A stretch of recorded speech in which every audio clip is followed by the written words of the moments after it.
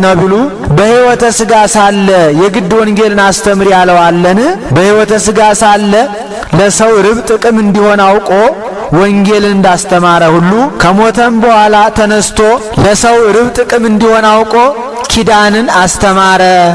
አንድም ማርያም መግደላዊት አርግአ ሀበ አቡየ ወአቡክሙ ሀበ አምላኬ ወአምላክክሙ ሲል ሰምታ አንተ አርጋለሁ ካልክ ቤተ ክርስቲያን በምን ትተዳደር ብላ ጠይቃው ተናግሮታል። አንድም መልቴዳ፣ መልቴዲ፣ በርዜላ፣ በርዜሊ ይባላሉ።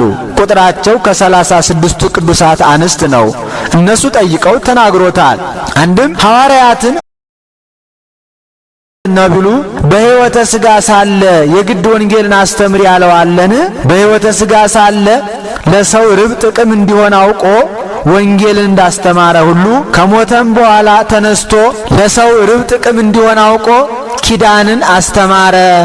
አንድም ማርያም መግደላዊት አርግአ ሀበ አቡየ ወአቡክሙ ሀበ አምላኬ ወአምላክክሙ ሲል ሰምታ አንተ አርጋለሁ ካልክ ቤተ ክርስቲያን በምን ትተዳደር ብላ ጠይቃው ተናግሮታል። አንድም መልቴዳ፣ መልቴዲ፣ በርዜላ፣ በርዜሊ ይባላሉ።